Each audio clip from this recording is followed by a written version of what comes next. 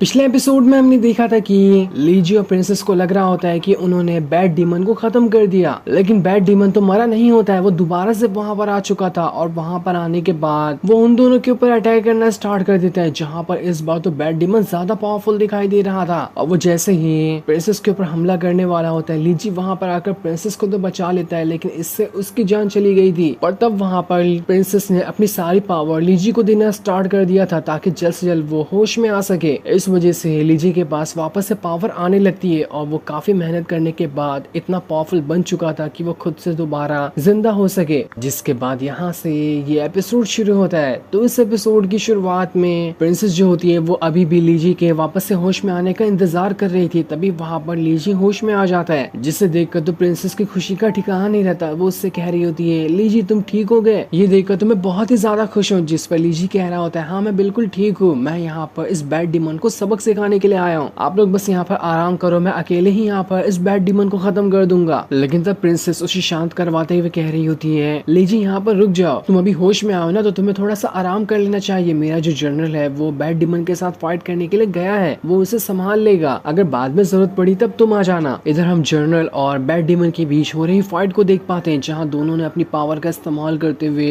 एक दूसरे के ऊपर अटैक करना स्टार्ट कर दिया था। जहाँ इन दोनों की फाइट काफी ज्यादा जबरदस्त चल रही होती है, दोनों एक दूसरे को कई टक्कर दे रहे होते हैं। और ये फाइट देखकर लीजी जो होता है वो प्रिंसेस से कह रहा था कि माना यहाँ पर जनरल बैड डीमन के साथ फाइट कर रहा है, लेकिन मुझे नहीं लगता कि ये फाइट ज्यादा देर तक चलने वाली है। ये बैड डीमन जनरल को हरा देगा, क्योंकि मैंने भी बैड डीमन के साथ फाइट की है, उसके पास बहुत ज्यादा पावर है। इधर हम जनरल को देखते हैं जो अब बैड डीमन के साथ फाइट करते हुए वहाँ पर उसकी हालत खराब कर देता है। जिस चीज से तो बैड डीमन बहुत ज्यादा गुस्सा हो चुका था, वो वहाँ पर कह रहा होता है, बस बहुत हो गया, इन कीड़ा मकोड़े ने तो मेरी यहाँ पर हालत खराब कर दी है, अब मैं दिखाता हूँ कि मैं क्या कर सकता हूँ। जिसके बाद वो अपनी और ज्यादा पावर को एक्टिवेट करना स्टार्ट कर देता है, जिस वजह से तो वो पहले से भी 4 गुना ज्यादा बड़ा हो चुका था। वो नॉर्मल हाइट का था, तब भी उससे फाइट करना इतना ज्यादा मुश्किल था, लेकिन अब तो वो 4 गुना ज्यादा बड़ा हो गया होता है। अब नहीं लग रहा था कि जल्दी यहाँ पर कोई भी इस बैड डीमन को हरा पाएगा। जनरल वहाँ पर तब भी उस बैड डीमन के ऊपर अटैक करने की कोशिश कर रहा होता है, लेकिन बैड डीमन तो बस एक ही अटैक करते हुए उसे उठाकर वहाँ से बहुत दूर फेंक देता है। ये देखकर तो प्रिंसेस भी घबरा चुकी थी, इसलिए वो जल्दी से अपना गुइकिन बाहर निकाल कर उसका इस्तेमाल करते हुए बैड डीमन के ऊपर लगातार अटैक किए जा रही होती है। लेकिन उसके अटैक का भी बैड डीमन के ऊपर कोई असर नहीं हो रहा था, उससे तो अब किसी भी अटैक का असर नहीं हो रहा होता है। ये सारी चीजें देखकर लीजी जो होता है वो बैड डीमन के ऊपर बड़ी सावधानी के साथ नजर रखे हुए था, ताकि वो यहाँ पर इस बैड डीमन की कोई ना कोई कमजोरी ढूंढ सके। उसके बाद तो वो आसानी के साथ बैड डीमन की जान ले लेगा। जिसके बाद लीजी जो होता है श्याओकी से कह रहा था, श्याओकी तैयार हो जाओ, मैं तुम्हें जहाँ जहाँ कहते जाऊंगा ना वहाँ वहाँ इस बैड डीमन के ऊपर अटैक करते जाना। वो जगह इस बैड डीमन का कमजोर पार्ट है, इसलिए श्याओकी इसके लिए तैयार हो जाता है और वो वहाँ पर लीजी के वेपन के ऊपर बैठते हुए बैड डीमन के पास ही आ जाता है। जहाँ आने के बाद जहाँ पर लीजी ने बताया था, श्याओकी वहीं के ऊपर अटैक कर देता है, जिस वजह से तो बैड डीमन वहाँ पर थोड़ा सा कमजोर हो चुका था। लीजी वहाँ पर जनरल से कह रहा था, जनरल आप भी वहाँ पर अटैक करो जहाँ मैं आपको बता रहा हूँ। श्याओकी आप दोनों एक साथ बैड डीमन के ऊपर उसकी कमजोर जगह पे अटैक करते जाएंगे ना, तो मुझे लगता है कि आसानी के साथ यहाँ पर मारा जाए।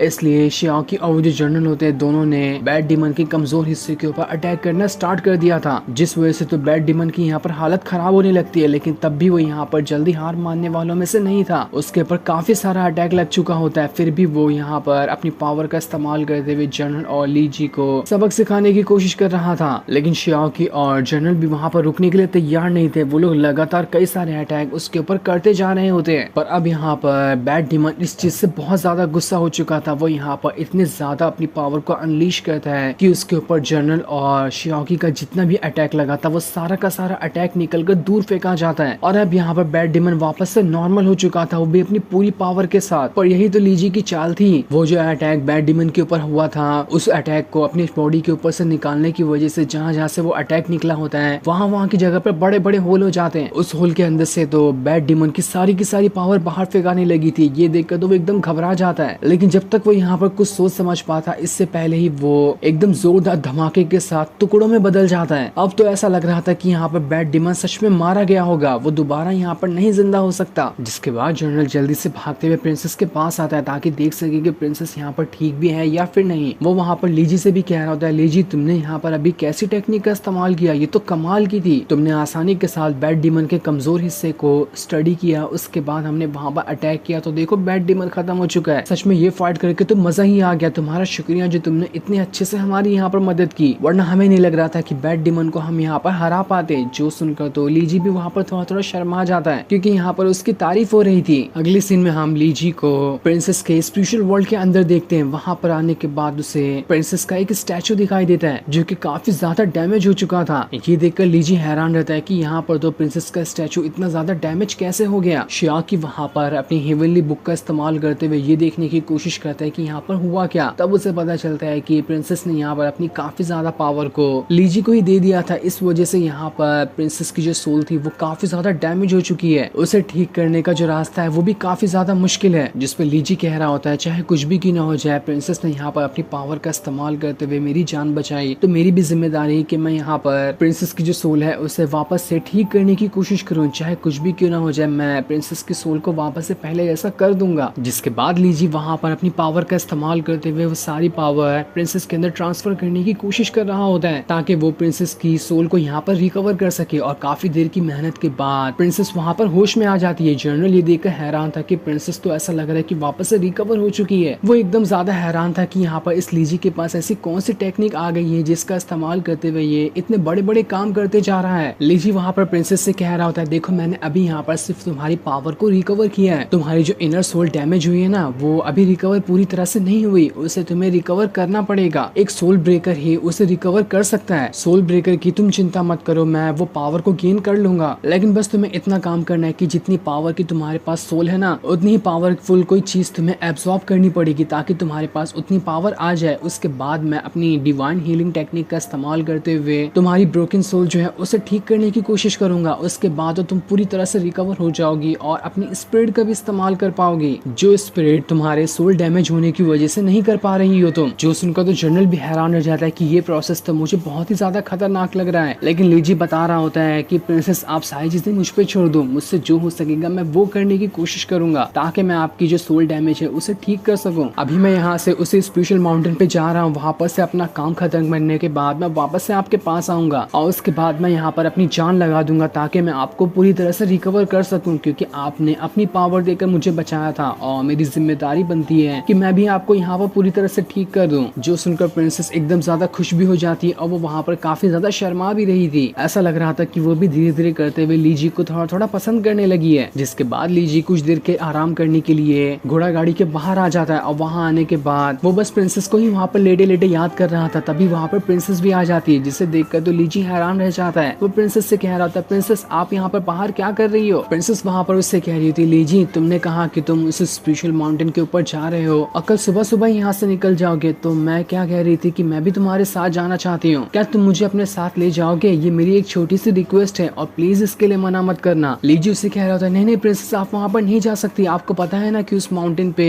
इतने ज्यादा पावरफुल बीस्ट वगैरह रहते हैं, हर टाइम आपकी जान पे खतरा हो जाएगा, अगर आपको कुछ हुआ तो मैं बिल्कुल भी बर्दाश्त नहीं कर सकूंगा, इसलिए नहीं नहीं आपका वहाँ जाना बिल्कुल भी बेहतर नहीं है। लेकिन प्रिंसेस वहाँ पर लीजी से कह रही होती है हाँ तुमने ठीक कहा, लेकिन तुम वहाँ जाओगे और वहाँ से आओगे तब तक तुम कितने दिन लग जाएंगे और मैं तुम्हारे साथ रहे बगैर इतना दिन तो नहीं गुजार पाऊंगी, इसलिए मैं सोच रही हूँ कि मैं तुम्हारे साथ ही जाऊँ। और वैसे भी साल भर महल के अंदर रहने से मुझे बिल्कुल भी अच्छा नहीं लगता, मुझे पहाड़ जाकर कुछ एडवेंचर फील करना ही है, इसलिए मैंने तुमसे कहा कि तुम मुझे साथ ले चलो। हमारा जो फैमिली है उसे और ज्यादा पावरफुल बनाने के लिए कुछ सालों पहले मेरे फादर ने मुझे अपने फैमिली बिजनेस के अंदर ही डाल दिया ताकि मैं अपनी फैमिली का बिजनेस संभालूं और उसके बाद हमारे पूरी की पूरी फैमिली और राजगद्दी जो है उसे संभालने की कोशिश करूं। इन सब चीजों की वजह से ही मैं बहुत ज्यादा बिजी हो चुकी थी, ना ही मैंने ठीक तरह से अपनी कल्टीवेशन पे भी ध्यान दिया। और जैसे मेरी कल्टीवेशन पावर कम हुई, मेरे जो और भाई लोग हैं उन्होंने ये डिसाइड कर लिया कि वो मुझे हटाकर वहाँ की राजगद्दी खुद ले लेंगे। मैं हमेशा से कल्टीवेशन करना चाहती थी, लेकिन मेरी कल्टीवेशन पावर मेरी सोल ब्रेक होने की वजह से जल्दी नहीं बढ़ पाती है। मैंने बहुत ज्यादा कोशिश की कि मैं अपनी सोल को वापस से रिकवर कर सकूं, लेकिन वो जल्दी रिकवर हो ही नहीं। और जब मैंने तुम्हें जिंदा करने के लिए अपनी सारी की सारी पावर दे दी तब तो वो सोल और ज्यादा डैमेज हो चुकी है, जिसे अब रिकवर करना बहुत ज्यादा मुश्किल होगा। सारे लोगों ने ये डिसाइड कर लिया कि जब मैं 18 साल की हो जाऊंगी तो उसके बाद हमारी फैमिली को और ज्यादा पावरफुल बनाने के लिए हमारे जो नेबर किंगडम है उसमें मेरी शादी करवा देंगे ताकि हमारी फैमिली का जो रिलेशन है वो नेबर किंगडम के साथ और अच्छा बढ़ सके, जो कि मैं बिल्कुल भी नहीं चाहती। मैं ऐसे वगैरह के चक्कर में बिल्कुल भी नहीं फंसना चाहती हूँ। मेरे फादर भी इस चीज के साथ है, उन्होंने भी मेरी परमिशन नहीं सुनी और ये रिश्ता पक्का करने की बात कह दी। लेकिन अब मुझे लगता है कि मेरे पास ये आखिरी मौका है जिसका इस्तेमाल कहते हुए मैं अपनी पावर को बढ़ाते हुए अपनी स्पीड को अवेकन कर सकती हूँ। उसके बाद मैं सारे लोगों को दिखा दूंगी कि कोई भी मेरे सामने नहीं टिक पाएगा।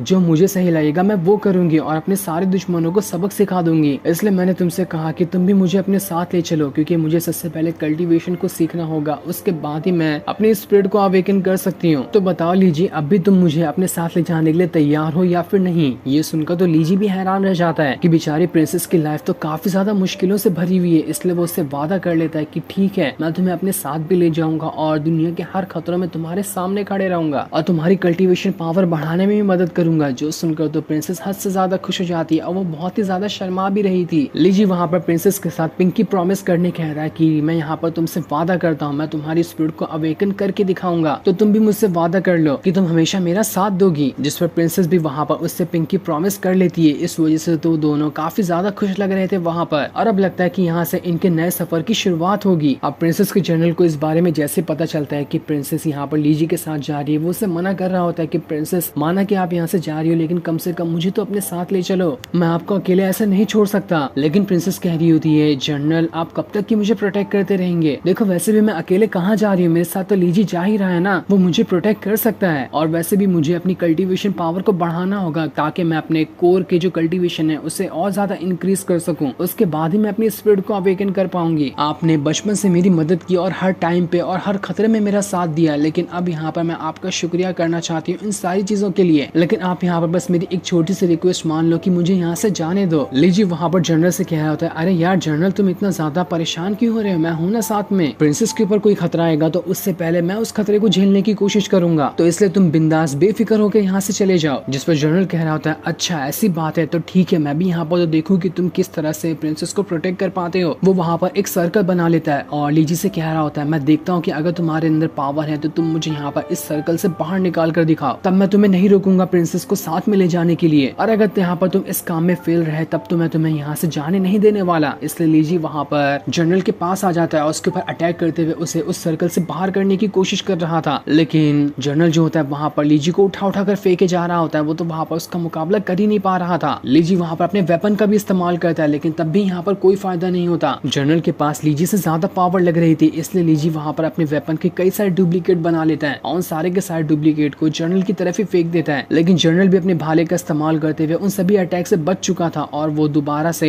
लीजी के ऊपर अटैक करना स्टार्ट कर देता है। लेकिन लीजी भी इतना कमजोर नहीं था, वो वहाँ पर आने के बाद अपनी पावर को एक्टिवेट करते हुए इतना खतरनाक अटैक जनरल पे करता है कि जनरल का भाला तो लीजी के हाथ में ही आ चुका था और इस अटैक की वजह से जनरल उस सर्कल से बाहर निकल कर आ जाता है, जिस वजह से जनरल ये चैलेंज हार चुका था। जो देखकर जनरल वहाँ पर लीजी से कह रहा था, चलो ठीक है, अब तुम यहाँ पर प्रिंसेस को ले जा सकते हो, लेकिन वादा करना कि प्रिंसेस को एक आंच भी नहीं आनी चाहिए, वरना मैं तुम्हें जिंदा नहीं छोड़ूंगा। जिस पर लीजी कह रहा होता, आप बेफिक्र रहे, प्रिंसेस को कुछ नहीं होगा, मैं अपनी जान से ज्यादा प्रिंसेस को प्रोटेक्ट करने की कोशिश करूंगा। इसलिए जनरल वहाँ पर उसे अपना कार्ड भी दे देता है जिसके अंदर काफी सारे पैसे थे, इस सफर में उसे कभी भी उसकी जरूरत पड़ सकती है। और इतना कहने के बाद जनरल वहाँ से चला जाता है। जो सीन दिखाते ही ये एपिसोड यहीं पर एंड हो जाता है। Thanks for watching.